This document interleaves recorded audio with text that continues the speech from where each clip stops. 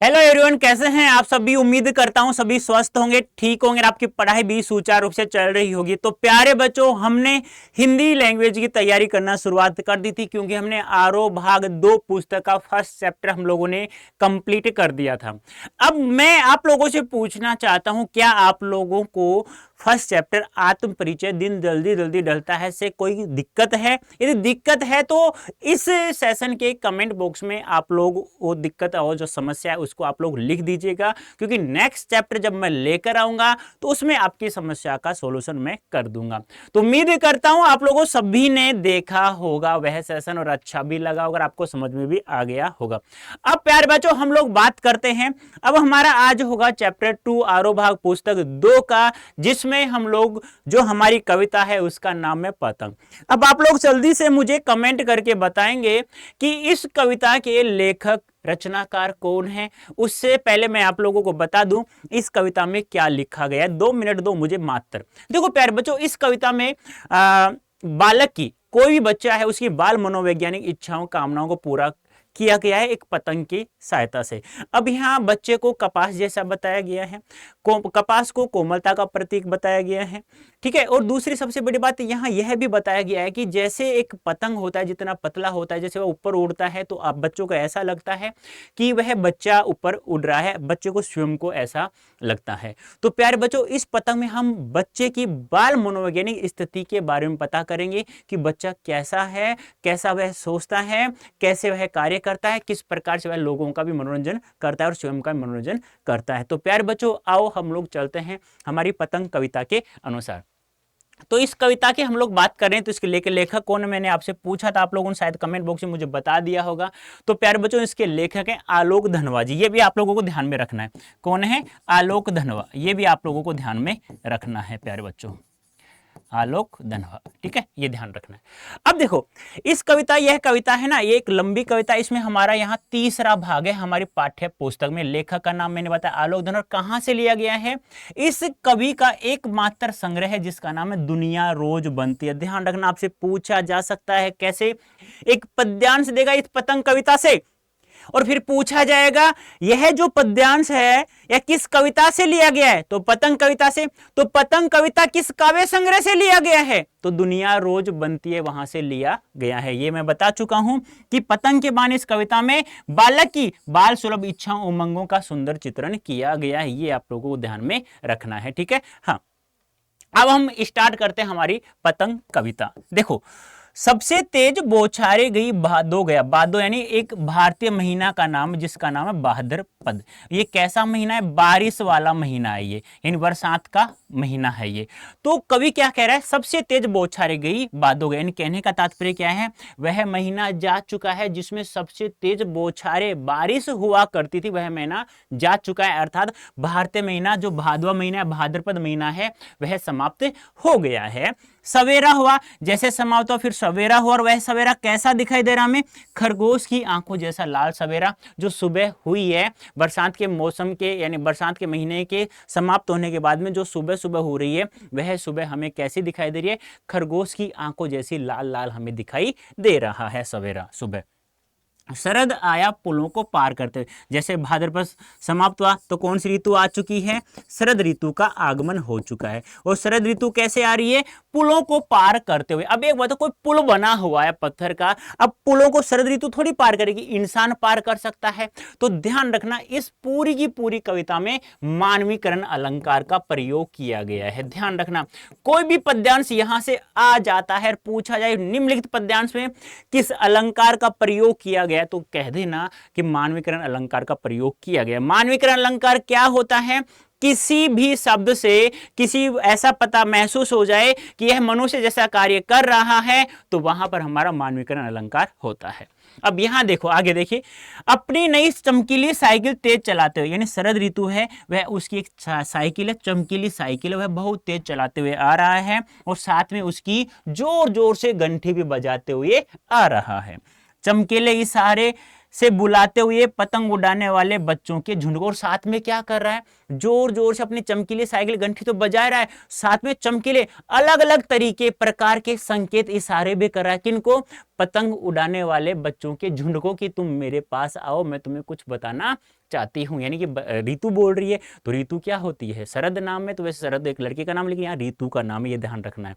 तो वापस देखिए, कवि कह रहा है कि सबसे तेज बारिश वाला मौसम जो भादव महीना था वह समाप्त हो चुका है। जैसे ही सुबह हुई तो सुबह हमें कैसी नजर आ रही है, खरगोश की आंखों जैसी लाल लाल नजर आ रही है। अब शरद ऋतु का आगमन हो गया। शरद ऋतु का आगमन कैसे हो रहा है, पुलों को पार करते हुए आ रहा है, साथ में अपनी नई चमकीली तेज साइकिल चलाते हुए भी आता हुआ नजर आ रहा है। और वह नए, और अपनी उस साइकिल की जो घंटी वह भी जोर जोर से बजा रहा है, और साथ में नए नए अलग अलग प्रकार के इशारे भी कर रहा है बच्चों के झुंड को, पतंग उड़ा रहे बच्चों के झुंड को अपनी तरफ अलग अलग इशारों से अपनी तरफ बुला भी रहा है। चमकीले इशारों से बुलाते हुए और आकाश को इतना मुलायम बनाते हुए, यानी कि वह अपनी चमकीली साइकिल तेज चलाते होने के साथ साथ चला भी रहा है, घंटी बजा रहा है, और अलग अलग इशारों से बच्चों के झुंड को बुला भी रहा है, और उसके साथ साथ वह आकाश को भी मुलायम साफ करता हुआ आ रहा है। क्यों? क्योंकि पतंग ऊपर उड़ सके, क्योंकि पतंग ऊपर उड़ सके, दुनिया के सबसे हल्की व रंगीन चीज उड़ सके। यानी पतंग कैसा होता है, सबसे हल्की भी और रंगीन भी, अलग अलग रंगों के पतंग होते हैं, रेड ब्लैक व्हाइट, जो भी जो पसंद हो वही ले लेते हैं लोग। तो सबसे दुनिया की सबसे हल्की और रंगीन चीज उड़ सके, इसलिए मौसम साफ करता हुआ नजर आ रहा है। कौन? शरद। दुनिया का सबसे पतला कागज उड़ सके, बांस की सबसे पतली कमानी उड़ सके, इसलिए वह मौसम को साफ बनाता हुआ आ रहा है। कि शुरू हो सके सीटियां, किलकारियों और तितलियों की इतनी नाजुक दुनिया, क्योंकि शरद ऋतु आ गई, आकाश को मुलायम बनाता हुआ आ रहा है, इसलिए यह मौसम कैसा हो गया, रंग बिरंगी तितली उड़ने वाला मौसम हो चुका है। और इस समय पतंग उड़ा भी रहे हैं बच्चे, और उसमें रंग बिरंगी तितलियां भी उड़ रही हैं, इसलिए शरद ऋतु अपनी तेज चमकीली साइकिल चलाते आते हुए मौसम को भी साफ करते, मुलायम करते हुए आ रहा है। क्यों? क्योंकि इस दुनिया का सबसे पतला कागज, सबसे पतली बांस की कमानी, सबसे यानी कि हल्का कागज भी इस ऊपर उड़ सके, इसलिए वह साफ करता हुआ आ रहा है मौसम। देखो बिल्कुल ही इजी कविता है, बिल्कुल इसमें किसी भी शब्द का ऐसा नहीं है कि इसका हमें अर्थ याद नहीं है, क्योंकि यह क्या है, यहाँ पे प्रसाद गुण है। प्रसाद गुण क्या होता है, कविता को पढ़ते, पद को पढ़ते उसका अर्थ हमें समझ में आ जाए, तो ऐसा कुछ है नहीं इसमें। अब देखिए शब्दार्थ देख लीजिए, कुछ शब्दार्थ आपको कठिन लगे, मुझे ऐसा लगा तो मैंने वो लिख दिया है। भादो यानी भाद्रपद मास, अंधेरे का प्रतीक है, ये ध्यान रखना है। भादवा महीना किसका प्रतीक है, अंधेरे का प्रतीक है। शरद ऋतु किसका प्रतीक है, उजाले का प्रतीक है, ये अलग से ध्यान रखना। झुंड यानी समूह, इशारों, संकेतों, मुलायम, कोमल, रंगीन, रंग बिरंगे विभिन्न प्रकार के रंगों की। बांस की लकड़ी, नाजुक, मुलायम या कोमल। किलकारियां, खुशी में चिल्लाना, जैसे आप पतंग उड़ाते हो ना, ये काटा, वो उड़ गया, मेरा कटा नहीं है, तुम्हारा कटा है, इस प्रकार से। अब जैसे पतंग उड़ती है तो क्या बोलते हैं आप, वो काटा, इस प्रकार से बोलते हैं ना आप लोग। ऐसी किलकारियां नजर हमें सुनाई देने रखती हैं चारों दिशाओं में। व्याख्या देख लीजिएगा, कोई गलती आप लोग न करो इसलिए।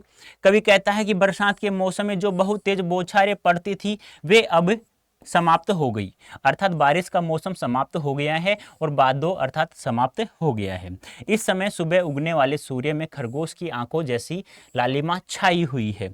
कवि शरद का मानवीकरण करते हुए कहते हैं कि शरद ऋतु बौछारों को पार करते हुए आ गया, अर्थात शरद ऋतु का आगमन हो गया है, अब शरद का प्रकाश फैल गया है। कवि कहते हैं कि वह अपनी नई चमकीली साइकिल को तेज गति से चलाते हुए और जोर जोर से घंटी बजाते हुए पुलों को पार करते हुए आ रहा है।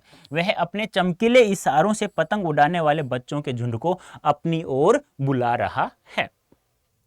शरद चमकीले इशारों के साथ साथ आकाश को भी मुलायम कर दिया है ताकि पतंग ऊपर उड़ सके, अर्थात शरद ने ऐसा माहौल बना देता है कि दुनिया की सबसे हल्की और रंगीन वस्तु चीज उड़ सके।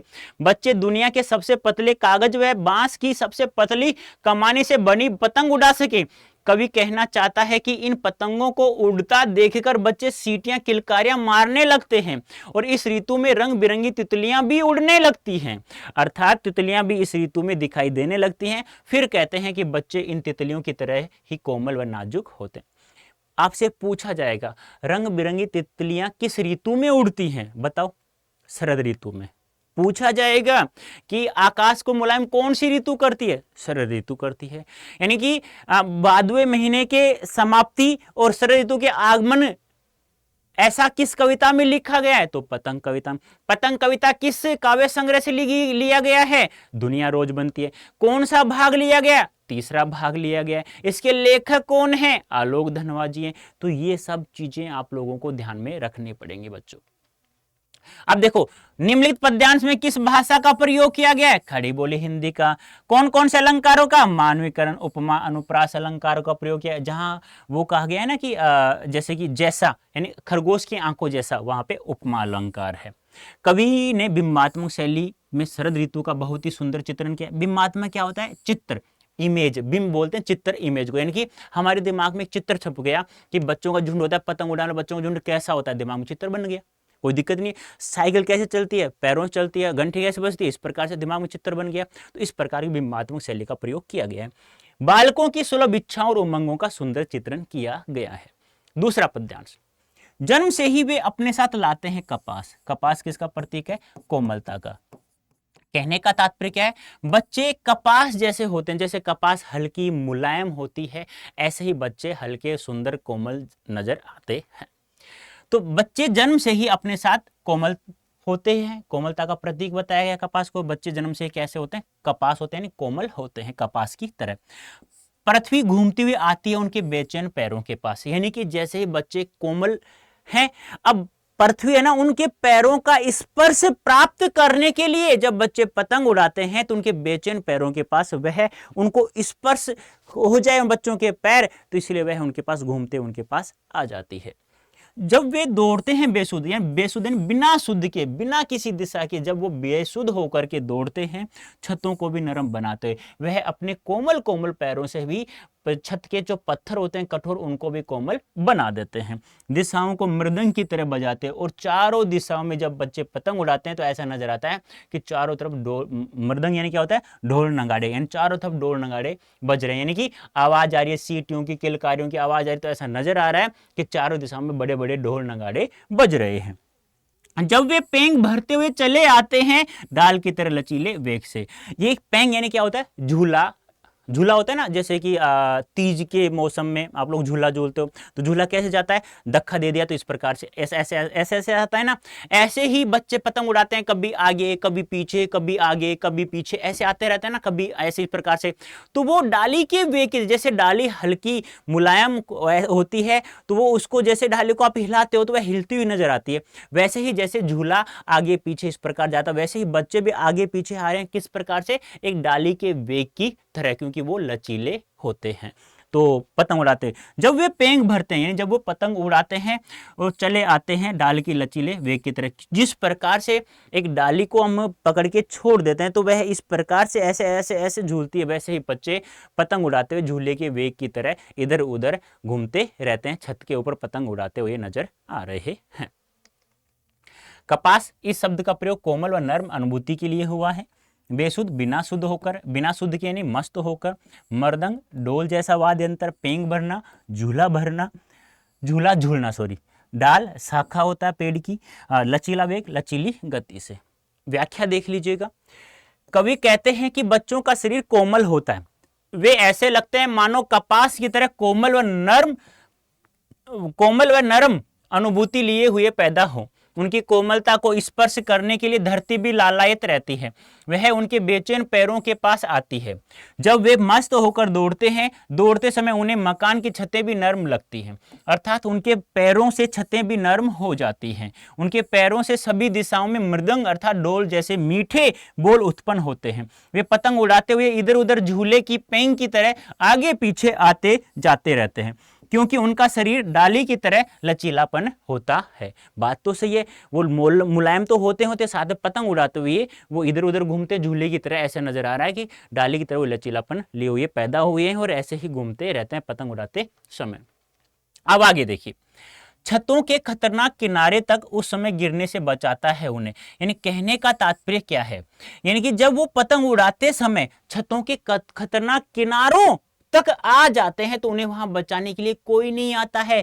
केवल सिर्फ उन्हें कौन बचाता है? उनका रोमांचित शरीर का संगीत ही उन्हें बचाता है। यानी कभी कभी पतंग उड़ाते समय आगे आगे, कभी पीछे आगे, कभी छतों की खतरनाक किनारों के पास आगे, तो उन्हें बचाने के लिए कोई नहीं आता, केवल वह धागा ही उन्हें बचाता है। उनका रोमांचित शरीर ही, जो उनका मनोरंजन हो रहा था, कभी आगे कभी वो काटा कभी काटा, बोलते बोलते ऑटोमेटिक वो बच जाते हैं। क्यों?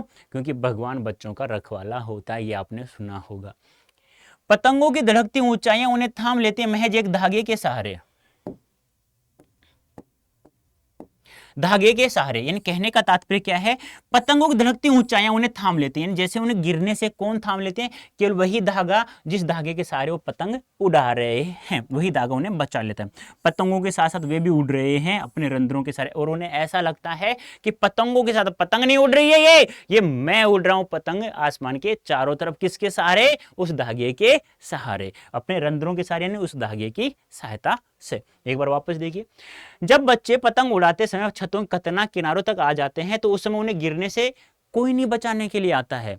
उन्हें कौन बचाता है? केवल उनका रोमांचित शरीर ही, उन्हें मनोरंजन का शरीर, जो उस समय जो माहौल बना हुआ था, वही उन्हें, वह संगीत जो है किलकारियों का, उनकी आवाज़ों का, ढोल नगाड़ों का, यानी कि गाने चलते रहते, वही संगीत उन्हें केवल बचा लेता है। पतंगों की धड़कती ऊंचाई उन्हें थाम लेती है महज एक धागे के सहारे, यानी उन गिरने से कौन थाम लेते हैं? केवल वही धागा जिसके धागे सहायता से वह पतंग उड़ रहा है, और उन्हें ऐसा लगता है कि वो पतंग के साथ साथ वे स्वयं भी उस धागे की सहायता से उड़ रहे हैं। व्याख्या: कवि इन पंक्तियों के माध्यम से कहते हैं कि बच्चे पतंग उड़ाते समय वे छतों के खतरनाक किनारों तक आ जाते हैं। उस समय उन्हें वहां बचाने के लिए कोई नहीं आता, उन्हें वहां उनके शरीर का रोमांच संगीत ही उन्हें बचाता है। वे खेल के रोमांच के सहारे खतरनाक जगहों पर भी चले जाते हैं। इस समय उनका सारा ध्यान पतंग के धागे के सहारे उसकी उड़ान पर रहता है। ऐसा लगता है मानो वे भी पतंग के साथ साथ उड़ रहे हैं, वे भी रंध्रों के सहारे अर्थात पतंग की डोर के सहारे उड़ रहे। उन्हें ऐसा महसूस होता है कि इस डोर के सहारे मेरा पतंग नहीं उड़ रहा है, मैं उड़ रहा हूं। आप लोगों ने पतंग उड़ाया होगा, या आप लोग अब बड़े हो गए हो मान लो, तो आप लोग बच्चों को पतंग उड़ाते हुए देखते हो ना, तो बच्चे ही स्वयं ही पतंग की सहायता से आगे उड़ते रहते हैं। कोई पीछे से ऐसे पकड़ के उड़ता है, भगता है, और कोई आगे से पकड़ के ऐसे उड़ता है। विशेष: भाषा, खड़ी बोली हिंदी, अलंकार, मानवीकरण, उपमा, अनुप्रास और बालकों की सुलभ इच्छाओं और उमंगों का सुंदर चित्रण इसमें किया गया है। आगे देखिए, अगर वे कभी गिरते हैं छतों के खतरनाक किनारों से और बच जाते हैं तब तो, यानी कि कभी कभी क्या होता है, बच्चे पतंग उड़ाते समय छतों के खतरनाक किनारों के पास आ जाते हैं, और कभी कभी क्या होता है वो गिर भी जाते हैं और उन्हें भगवान बचा भी लेता है। और बच जाते हैं तब तो, फिर जैसे ही वो बच जाते हैं उनको पता है, उनको लगती भी नहीं, क्योंकि मुलायम होते हैं, कोमल होते हैं वो, तो जैसे खतरनाक किनारों से गिर गए तो वो बच जाते हैं। फिर दूसरी सुबह निडर होके, बिना डर के वे वापस से सुनहले सूरज के सामने वापस से पतंग उड़ाने के लिए दूसरे दिन आ जाते हैं। दूसरे दिन की सुबह पृथ्वी और भी तेज घूमती हुई आती है उनके बेचैन पैरों के पास, और वह छत की जो छत है ना, तो पृथ्वी उनके बेचैन पैरों के पास, उनके मुलायम मुलायम कोमल कोमल पैरों का स्पर्श पाने के लिए, क्योंकि जो चीज, किसी भी चीज को, मुलायम चीज को स्पर्श करती है, दूसरे वाली मुलायम हो जाती है। तो पृथ्वी उनके पैरों का स्पर्श पाने के लिए लालायित है कि मैं इसका स्पर्श पाऊं और मैं भी इसके बच्चों की तरह क्या हो जाऊं, कोमल हो जाऊं। एक बार वापस देखना, कभी कभी क्या होता है, बच्चे छतों के खतरनाक किनारों तक आ जाते हैं और कभी कभी वो क्या हो जाता है, गिर जाते हैं। गिरने से क्या हो जाता है, उन बच्चों की लगती नहीं है और वो बच जाते हैं, उनके कोई चोट महसूस नहीं होती है।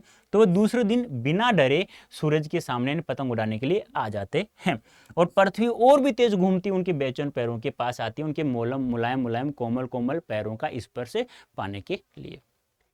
कवि कहते हैं कि कभी वे छतों के खतरनाक किनारों से गिर भी जाते हैं तो वे अपने लचीलेपन के कारण बच जाते हैं।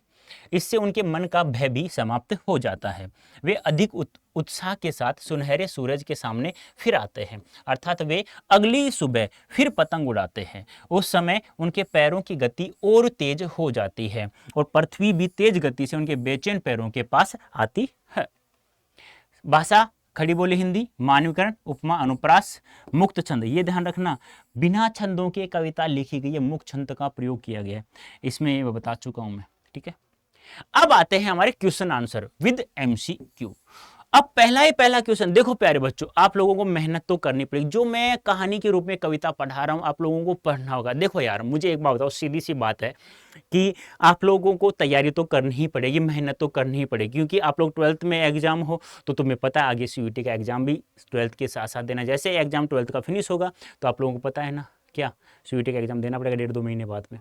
तो आप लोगों को डबल कोर्सेज की तैयारी करनी है। तो इसलिए कह रहा हूं कि हिंदी मेरे ऊपर छोड़ दीजिए, जितना मैं पढ़ा रहा हूं बस उतना ही पढ़िए। मैं आप लोगों को हिंदी विषय में 95% से अधिक अंक दिलाऊंगा और यहां से कोई भी सवाल बाहर नहीं जाने वाला। ये तीनों किताबें कराऊंगा, आरोह भाग 2 भी, वितान भाग 2 भी और अभिव्यक्ति और माध्यम भी कराऊंगा। बस मैं जो पढ़ा रहा हूं आपको वो ध्यान रखना है, और आगे तुम लोग किसी सीयूईटी की तैयारी करो या किसी और चीज की तैयारी करो, करते रहना है, कोई दिक्कत नहीं है मुझे, ठीक है।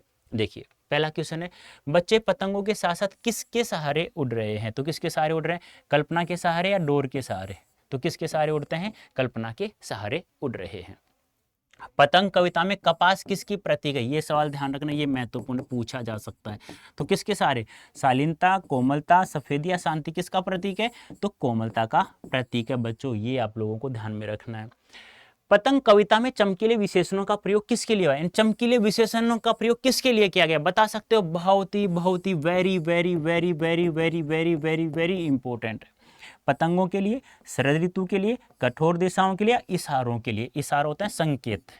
आप कहते हो ना, अरे इधर आना, रुक जा, ऐसे मतलब रुक गया, अरे इधर आना, हाँ आ रहा हूं अभी, ऐसे करते हो ना। तो वो चमकीले विशेषणों का प्रयोग किसके लिए गया? इशारों अर्थात संकेतों के लिए किया गया है। और ये इशारे कौन कर रहा है? शरद ऋतु आ रहा है, पुलों को पार करते हुए अपनी चमकीली साइकिल को चलाते हुए, साथ में घंटी बजाने के साथ साथ मुख आकाश को मुलायम भी करता आ रहा है और बच्चों के झुंड को अलग अलग विषय चमकीले चमकीले इशारों से बुला भी रहा है।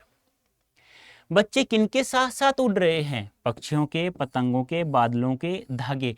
किनके साथ साथ उड़ रहे हैं? पतंगों के, बादलों के या धागे? बता किनके साथ साथ उड़ रहे हैं? धागे या पतंग?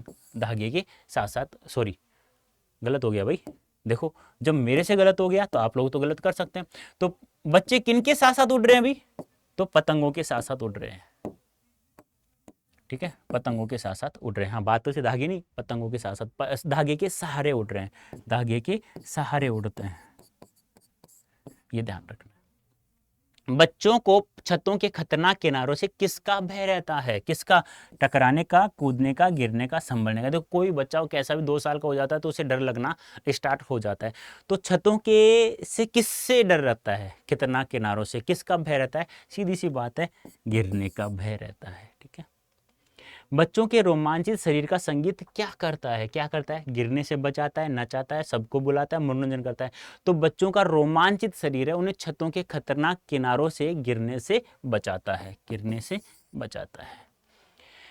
पतंगों की धड़कती ऊंचाइयां बच्चों को क्या करती हैं? पुकारती हैं, आनंद देती हैं, गिरा देते हैं, गिरने से थाम लेते। तो पतंगों की धड़कती ऊंचाइयां कैसे गिरने से थाम लेते हैं? भी देखो, कभी पतंग, कभी हम आगे जाते हैं, कभी हम पीछे आते हैं, तो धड़कती ऊंचाइयां हैं पतंगों की, वो भी तो हमें बचाती है, कभी आगे कभी पीछे। किसकी तरह? डाली के वेग की तरह, यानी झूले के वेग की तरह। शरद कैसी साइकिल चलाते हुए आ रहा है? बताओ कैसी साइकिल दिख रही है आप लोगों को? लाल, सफेद, काली या चमकीली? तो कहीं कैसा कैसा कलर है तो क्या हो गया? चमकीली साइकिल होगी, सीधी सी बात है। आकाश को मुलायम बनाने से क्या आस है? आकाश को मुलायम कोमल बनाने से क्या आस है? कोमल होना, बादल छा जाना, स्वच्छ सहज व वर्षा होना। स्वच्छ व साफ, सहज नहीं लिख सकते हम, साफ लिखेंगे, स्वच्छ व साफ। आकाश को मुलायम बनाना मतलब आकाश को कोमल यानी कि साफ करते हुए आ रहा है कौन? शरद ऋतु। पतंग उड़ाते हुए बच्चों का वेग किसकी तरह लचीला होता है? बच्चों का वेग किसकी तरह लचीला होता है? अभी रबड़ की तरह, फूल की तरह, डाल की तरह, घास की तरह। पतंग कविता के अनुसार बताना, ध्यान रखना है। तो किसकी तरह? डाल, पेड़ की डाली की तरह, शाखा की। डाल यानी शाखा भी आ सकता है यहाँ पे, ये भी ध्यान रखना है। पतंगों के साथ साथ वे भी उड़ रहे हैं, से आशा है इन पतंगों के साथ साथ वे भी उड़ रहे हैं, उसका अर्थ बताना है, आज से मतलब बताना है। उड़ान भरना, स्वप्न देखना, आकाश को छू लेने का एहसास होना, पतंग उड़ने पर प्रसन्न होना। तो पतंगों के साथ भी उड़ रहे हैं मतलब क्या है? उन्हें कल्पना की सहायता से वो भी क्या कर रहे हैं कि ये पतंग नहीं उड़ रही है, मैं उड़ रहा हूँ पूरे आकाश में। तो उन्हें क्या हो रहा है? एहसास हो रहा है कि आकाश को छू लेने का एहसास, यानी कि मैं उड़ रहा हूँ, मेरी पतंग नहीं उड़ रही, ऐसा बच्चों को महसूस हो रहा है। अब आते हैं हमारे सब्जेक्टिव क्वेश्चन यानी कि लिखने वाले, राइटिंग क्वेश्चन। सबसे तेज बौछारे गई भादो गया के बाद प्रकृति में जो परिवर्तन कवि ने दिखाया है उसका वर्णन अपने शब्दों में करे। तो इस कविता में कवि ने मौसम के कारण प्रकृति में निम्नलिखित परिवर्तन दिखाई देते हैं। यानी कैसे परिवर्तन दिखाई देते हैं कि सुबह का सूरज कैसा दिखाई दे रहा है, लाल लाल दिखाई दे रहा है। जैसे भादो महीना गया है, सबसे तेज बौछारों वाला बारिश वाला महीना जा चुका है, तब क्या क्या परिवर्तन हुआ प्रकृति में वो बताना है। तो सवेरा हमें खरगोश की आंखों जैसा लाल लाल दिखाई दे रहा था। शरद ऋतु के आगमन से आकाश सुनहला मुलायम हो जाता है, वातावरण साफ हो जाता है, पतंग उड़ाने का मौसम हो जाता है, धूप चमकीली होती है, रंग बिरंगी तितलियां उड़ रही हैं, अर्थात इस मौसम बच्चों की किलकारियां जैसी तितलियां उड़ने लग गई हैं। ध्यान रखना है, जो कविता के अनुसार आप लोगों को बताना, अपने मन से नहीं बताना है। सोचकर बताएं कि पतंग के लिए सबसे हल्की बेटा ऐसे लिखना है, हल्की रंगीन चीज, सबसे पतला कागज, सबसे पतली कमानी विशेषणों का प्रयोग क्यों किया गया है। पतंग के लिए ऐसा क्यों किया, क्योंकि ऐसा है वो, क्योंकि क्यों किया गया है, क्योंकि पतंग जैसा बच्चों को बताया गया है। जैसे पतंग हल्का होता है, बच्चा भी कोमल ऐसा होता है, तो ऐसा भी, और पतंग की तरह लचीले की तरह उड़ते हैं, तो ऐसे बच्चे भी हिलते रहते हैं। देखो एक बार वापस, कवि के अनुसार ये सभी विशेषताएं उन्होंने पतंग के लिए बताई हैं, वे सभी विशेषताएं किसमें होती हैं, बालकों में होती हैं। इससे कवि पाठकों का ध्यान आकर्षित करना चाहता है। वह इसके माध्यम से पतंग की विशेषताएं तथा बाल सुलभ इच्छाओं और उमंगों का चित्रण करना चाहता है। बच्चे भी मुलायम और हल्के होते हैं। ले आधा आएगा बेटा, हल्के होते हैं। उनकी कल्पनाएं रंग बिरंगी होती हैं। वे अत्यंत कोमल व निश्चल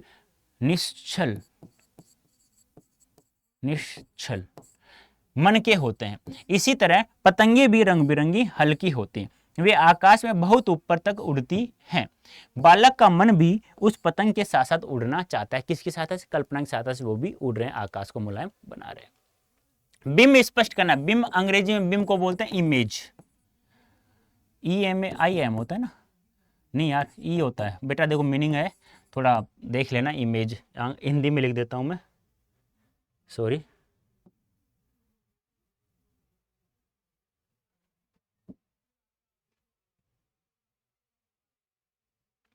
इमेज, हाँ इमेज होता है बेटा, जैसे ये लिखा तो समझ में आया। इमेज यानी होता है चित्र, यानी कि हमारी आंखों में एक चित्र छप जाता है। कौन सा चित्र छप रहा है कि गति करने वाला एक स्थिर दृश्य, या कानों में सुनने वाला कैसा श्रव्य दृश्य, स्थिर गतिशील, ऐसे चित्र आप लोगों को बताना है। देखो बताओ, सबसे तेज बौछारे गई भादो गया, कैसा चित्र, गतिशील, भाई सही है, बौछारे आएंगे तो गति करती हुई आएंगी, भादो जा रहा है तो गति करता हो जाए, तो गतिशील चित्र। सवेरा हुआ तो सवेरा हो रहा है, तो आंखों को दिखाई दे रहा है, सवेरा हो रहा है, गतिशील। खरगोश की आंखों जैसा लाल दिखे रहा, हमें दिख रहा है, तो दृश्य चित्र। ऐसे आप लोगों को ध्यान में रखना है। देखो, सबसे तेज बौछारेगी तो गतिशील दृश्य चित्र, दृश्य यानी दिखना, बिंब यानी चित्र, गतिशील गति करता। सवेरा हो चुका है, हमें दिख रहा है, तो स्थिर दृश्य चित्र। खरगोश की आंखों जैसा लाल सवेरा तो हो चुका है, तो दृश्य चित्र स्थिर वाला। शरद आया पुलों को पार करते, पाल करते हुए आ रहा है, चलता हुआ ऐसे ऐसे आ रहा है, तो गतिशील हो गया। अपनी नई चमकीली साइकिल तेज चलाते हुए आ रहा है, तो गतिशील हो गया। घंटी बजाते हुए सुनने वाला, श्रव्य बिंब हो गया। चमकीले इशारों से बुलाते हुए गतिशील दृश्य चित्र हो गया। आकाश को मुलायम बनाते हुए स्पर्श, आकाश को मुलायम पता कैसे चलेगा, तुम्हें क्या पता तुम्हारा गाल मुलायम है, स्पर्श करोगे तभी तो पता चलेगा। दूध गर्म है, पता कैसे चलेगा, स्पर्श करके देखो तभी तो पता चलेगा। पतंग ऊपर उठ सके मतलब गतिशील। जन्म से ही वे अपने साथ लाते हैं कपास। कपास के बारे में सोचे कि कपास बच्चों का क्या संबंध बन सकता है। कपास मुलायम होती है, बच्चा भी मुलायम कोमल होता है, चोट सहने में क्षमता होती है कपास में। ऐसे बच्चों में चोट सहने में क्षमता होती है, जब वो छत से गिर जाते हैं तो उन्हें लगती नहीं लचीलेपन वेग के कारण। कपास और बच्चों के मध्य बहुत ही गहरा संबंध है। जैसे कपास हल्की मुलायम चोट सहने में सक्षम होती है, उसी तरह बच्चे भी कोमल मुलायम होते हैं और चोट सहने की क्षमता रखते हैं। कपास की प्रकृति निर्मल और निश्चल होती है, तो बच्चे भी निश्चल स्वभाव के होते हैं। यहाँ कवि के अनुसार कपास बच्चों की कोमल भावनाओं व उनकी मासूमियत का क्या है, प्रतीक है। पतंगों के साथ साथ वे भी उड़ रहे हैं, बच्चों का उड़ान से कैसा संबंध बनता है। अब देखो, कवि के अनुसार पतंग बच्चों की कोमल भावनाओं की प्रतीक है। जब पतंग उड़ती है तो बच्चों का मन भी उड़ता है, उन्हें ऐसा लगता है कि मैं उड़ रहा हूँ, क्योंकि पतंग उड़ाते समय बच्चे बहुत ही खुश होते हैं। उस समय उन्हें कोई खतरनाक किनारे दिखाई नहीं देते, वे भी पतंग के साथ साथ उड़ना चाहते हैं, वे भी आसमान की ऊंचाइयों को छूना चाहता है। इस समय वे रास्ते की कठिनाइयों की परवाह नहीं करते, इस प्रकार लगता है कि पतंग के साथ साथ वे भी उड़ रहे हैं। एक बात और ध्यान से सुनो, मैंने बताना भूल गया। देखो प्यारे बच्चों, कक्षा 12th और सीवीटी दोनों बिल्कुल डिफरेंस है, और तुम्हें सीवीटी के साथ साथ कक्षा 12th के साथ साथ बोर्ड की तैयारी कर रहे हो 12th की, उसके साथ तुम्हें सीवीटी की तैयारी करनी है। कैसे करनी है यहाँ मैं बता देता हूँ आप लोगों को, कि हिंदी जो लैंग्वेज आप लोग यहाँ पढ़ रहे हो सीवीटी में बिल्कुल ही अलग है, इंग्लिश बिल्कुल ही अलग है, दोनों में रात दिन का डिफरेंस है। प्लस में सीयूईटी में एक जीटी भी आपको पढ़ना होगा, करंट जीके भी आपको पढ़ना होगा, रीजनिंग भी आप लोगों को पढ़ना होगा, ये सब उसमें अलग से आपको पढ़ना होगा। हाँ, आपका जो स्ट्रीम है, सब्जेक्ट है, डोमेन यानी कि आपका मैथ साइंस है, तो कुछ % आपका समान होगा डोमेन सब्जेक्ट, लेकिन लैंग्वेज दोनों बिल्कुल ही अलग है। तुम सोचो 12th का पढ़ लेंगे तो सीयूईटी में वही आएगा, नहीं बेटा, क्योंकि आप लोग जो बच्चे परेशान हो रहे हैं 2022 में 2021 में बच्चे परेशान हुए कि हमें डीयू का नॉर्थ कैंपस नहीं मिला है, आप लोग परेशान न हो, इसलिए हम लोग आप लोगों के लिए लेकर आए हैं क्या, वो आप लोगों में बता देता हूँ। तो प्यारे बच्चों ये हो गया है, तो अब मेरे को आप कमेंट करके बताना भी होगा कि बेटा ये कैसा लगा, ये चैप्टर आपको समझ में आया या नहीं आया, यस या नो बताना है। अब मैं आप लोगों को जो बता रहा हूँ सीयूईटी की तैयारी करनी है आप लोगों के साथ साथ में, तो कैसे करेंगे तो मैं आप लोगों को बता देता हूँ, ठीक है। ध्यान से सुनना। देखो बेटा, जैसे कि आप लोगों को पता ही है कि हम लोगों ने अभी देखो, आप लोग किसी भी चीज़ की तैयारी करो, कैसे भी करो, कुछ भी करो, लेकिन आप लोगों को ध्यान में ये रखना ही है, आप लोग सीयूईटी की तैयारी करो तो आप लोगों को ये कोड जो दिखाई दे रहा है ना, ये आप लोगों को लगाना होगा। और उसके लिए ये कोड, उसके लिए आप लोगों को क्या करना होगा, उसके लिए आप लोगों को ये कोड यूज करना होगा, बस ये ज़्यादा ध्यान देना इसके ऊपर आप लोगों को, ये कोड, ठीक है। तो Y551 ये कोड आप लोगों को ध्यान में रखना है। तो मुझे आप लोग कमेंट करके बताना है आप लोगों को कैसा लगा ये सेशन। तो अब उसके लिए आप लोग क्या करना होगा, तो आपको अड्डा 24/7 की साइट पे जाना होगा और वहाँ ये कोड यूज करके आप लोग सीयूईटी की तैयारी भी अच्छे से कर सकते हो। तो कैसा लगा, उम्मीद करता हूँ बहुत अच्छा लगा होगा। तो अभी के लिए प्यारे बच्चों इतना ही, धन्यवाद, थैंक यू सो मच।